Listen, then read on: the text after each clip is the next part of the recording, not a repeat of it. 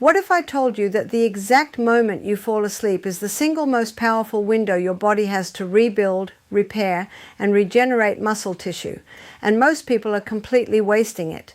Not because they're not working hard enough in the gym, not because they're not eating enough protein, but because they are either missing a few critical nutrients at the right time, or worse, they are unknowingly taking the wrong ones before bed and actually blocking their own recovery. Tonight, that changes. Stay with me for the next few minutes, because what you're about to learn could be the missing piece that transforms not just how your muscles recover, but how you age, how you sleep, and how you feel when you wake up every single morning. Let's start with something that doesn't get nearly enough attention in the health world. Your body does not rebuild muscle while you're exercising. I want you to really sit with that for a second. The actual rebuilding, the repair, the growth, all of that happens during rest and specifically during deep sleep. When you are in the deeper stages of sleep, your pituitary gland releases human growth hormone, your cells go into a state of active repair, and your muscles begin stitching themselves back together from the micro tears that exercise and daily activity create. This is called muscle protein synthesis, and it is almost entirely a nocturnal process. The problem is, this process requires very specific raw materials to function properly. Think of it like a construction crew showing up to rebuild a house. If the lumber, the nails, the concrete aren't there, those workers are going to show up and do absolutely nothing. Your body is the same way. No matter how hard you train, no matter how much protein you eat during the day, if certain key nutrients are not present and available during those overnight hours, your body simply cannot complete the repair work it is designed to do. This is why what you take before bed matters enormously, and this is exactly why Barbara O'Neill, the renowned natural health educator who has spent decades studying how food, nutrition, and natural compounds interact with the human body, has spoken extensively about the role of specific vitamins and minerals in overnight recovery. Her teachings draw heavily from both traditional nutritional science and a deep understanding of how the body works in its natural rhythms. What she emphasizes, and what I want to walk you through today, is that there are 4 specific vitamins and nutrients that can dramatically enhance your body's overnight muscle repair process. And there are 2 common ones that, when taken at night, can actually interfere with your sleep, your hormones, and your recovery in ways you would never expect. Let's begin with the first one, and this one surprises almost everyone: magnesium. Now, before you scroll past thinking you already know about magnesium, I promise you there is far more to this mineral than most people realize. Magnesium is involved in over 300 enzymatic reactions in the human body. But here is what is critically relevant to overnight muscle recovery. Magnesium plays a direct role in regulating your nervous system's transition from a state of activity and stress into a state of rest and repair. You see, your muscles cannot truly relax and begin rebuilding if your nervous system is still running in sympathetic mode, what most people call fight or flight. Magnesium acts as a natural calcium antagonist, meaning it helps push your muscles out of contraction and into relaxation. When your magnesium levels are low, your muscles are more likely to stay in a state of subtle tension even while you sleep, which is exactly why low magnesium is so strongly associated with nighttime cramps, restless legs, and that feeling of waking up more sore than when you went to bed. But the connection goes even deeper. Magnesium is required for the activation of an enzyme called protein kinase, which is directly involved in muscle protein synthesis. Without adequate magnesium, this enzyme cannot do its job. And that repair process we talked about, the whole reason you're sleeping in the first place, is compromised. Barbara O'Neill specifically highlights magnesium glycinate or magnesium malate as the most bioavailable forms for this purpose, taken about 30 to 60 minutes before sleep. The glycinate form is particularly gentle on the digestive system and has an added calming effect on the brain, making it a beautiful nighttime nutrient on multiple levels. Now let's talk about the second vitamin, and this one has a reputation that is largely misunderstood. Vitamin D. Most people think of vitamin D as a daytime nutrient, something you get from sunshine, something you take in the morning. And there is some truth to that because vitamin D does influence cortisol and energy levels. But here is the part of the story most people are completely missing. Vitamin D is not just a vitamin. It functions as a steroid hormone in the body. And in that hormonal role, it directly regulates the expression of genes involved in muscle fiber repair and regeneration. Research published in the Journal of Steroid Biochemistry and Molecular Biology showed that vitamin D receptors are present in human muscle tissue, and when those receptors are properly activated, they stimulate the production of proteins that are essential for muscle contraction, recovery, and growth. People who are vitamin D deficient, which by current estimates is somewhere between 40 and 70% of the global population, experience measurably slower muscle recovery, greater muscle weakness, and higher rates of injury. Now here is where the timing nuance comes in. A low to moderate dose of vitamin D taken in the evening, particularly when paired with vitamin K2 and a fat source for absorption, can support the overnight hormonal environment for muscle repair without disrupting sleep. The key word is dose. High doses of vitamin D taken at night in isolation can, for some people, slightly raise cortisol or interfere with melatonin production.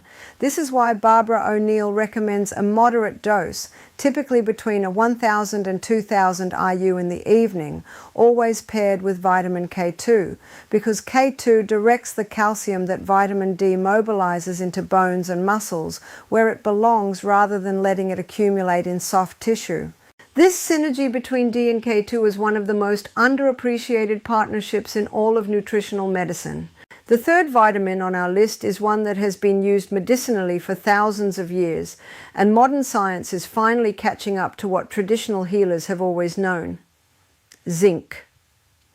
Now, zinc is technically a mineral, not a vitamin, but it functions in such a vitamin-like regulatory capacity in the body that it belongs in this conversation absolutely.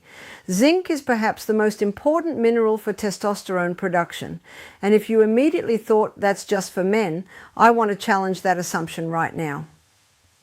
Testosterone is critical for muscle repair and recovery in both men and women. Yes, women have and need testosterone, just in smaller amounts, and it plays a key role in how efficiently muscle tissue is rebuilt after stress and exercise. Zinc is also directly involved in the production of insulin-like growth factor 1, or IGF-1, which is one of the primary signals the body uses to tell muscle cells to grow and repair. When zinc levels are low, IGF-1 production drops, testosterone production drops, and muscle recovery slows significantly. Here is why nighttime is the perfect time for zinc supplementation. The body's natural production of testosterone and growth hormone peaks during deep sleep. If you supply zinc in the hours just before this peak production window, you are essentially giving your body the raw material it needs exactly when it needs it most. Barbara O'Neill often pairs zinc with magnesium in her nighttime protocol recommendations, a combination that has been studied and shown to improve both sleep quality and anabolic hormone levels overnight. You may have heard of a supplement called ZMA, which is zinc, magnesium, and vitamin B6 combined. The B6 in that formula is not accidental. It enhances the absorption and cellular utilization of both zinc and magnesium, which brings us to something important we'll return to in just a moment. The best food sources of zinc include pumpkin seeds, hemp seeds, chickpeas, and oysters, but supplementation is often necessary because zinc absorption from food is highly dependent on gut health, which many people have compromised without knowing it. Now we come to the fourth and perhaps the most fascinating nutrient on this list, and I say fascinating because it sits at the intersection of muscle recovery, antioxidant defense, and deep cellular repair in a way that nothing else quite does: vitamin C. I know what you might be thinking. Vitamin C is for the immune system, for colds, for collagen production. And you're right, it does all of those things. But there is a nighttime specific role for vitamin C that almost no one talks about. During sleep, your body goes into what is called autophagy, a cellular cleaning and repair process where damaged proteins and cellular debris are broken down and recycled. This process is especially active in muscle tissue after exercise. Free radicals produced during intense physical activity or even just daily metabolic processes can damage muscle cell membranes and interfere with protein synthesis. Vitamin C is one of the most powerful water-soluble antioxidants in the human body, and it plays a direct role in neutralizing these free radicals during the overnight repair window. But beyond its antioxidant role, vitamin C is absolutely essential for the production of collagen, and here is the muscle connection that most people miss. Collagen is not just skin and joints. Collagen makes up a significant portion of the connective tissue that holds your muscle fibers together, that forms the tendons attaching your muscles to your bones, and that provides the structural scaffolding within the muscle itself. Without adequate vitamin C, your body literally cannot produce enough collagen to support proper muscle repair, and this is especially critical for anyone over the age of 40, when natural collagen production already begins to decline. Taking vitamin C in the evening, ideally a buffered or liposomal form, to enhance absorption and reduce any digestive sensitivity, provides your body with this essential building material right as the cellular repair crews are clocking in for the night shift. Barbara O'Neill is particularly vocal about the importance of vitamin C for what she calls tissue integrity, her term for the overall structural health and resilience of the body's soft tissues. And she consistently places it among the top nutrients for anyone focused on aging well and maintaining muscular strength. So those are your 4 nighttime champions: magnesium, vitamin D, with K2, zinc, and vitamin C. But now we need to talk about the 2 vitamins that, despite being perfectly healthy and important for your body, should not be taken at night if muscle recovery and sleep quality are your goals. The first one is going to surprise many of you. B vitamins, specifically the entire B complex. B vitamins are absolutely essential for energy metabolism, nerve function, and countless other processes in the body. Nobody is disputing that. But here is the problem with taking them at night. B vitamins, particularly B1, B2, B3, B6, and B12, are directly involved in the conversion of food into cellular energy. They activate metabolic pathways that generate ATP, which is your body's primary energy currency. Taking a B complex at night is, in a very real sense, like telling your engine to rev up right when you're trying to park the car. Many people who take B vitamins in the evening report vivid, intense dreams, difficulty falling asleep, a sense of mental restlessness, or waking up in the middle of the night feeling oddly alert. This is not a coincidence, and it is not in their heads. B12 in particular has been shown in research to influence circadian rhythm and melatonin secretion in ways that can shift your internal clock and disrupt the natural onset of sleep. Barbara O'Neill is very clear on this point. B vitamins belong in the morning, taken with breakfast, so that their energy-activating properties work with your body's natural daytime metabolic rhythms rather than against your nighttime recovery. If you have been taking a multivitamin at night and wondering why your sleep feels somehow off even though you're getting enough hours, check whether your multivitamin contains a significant B complex. That may well be your answer. The second vitamin to avoid at night is high-dose vitamin A.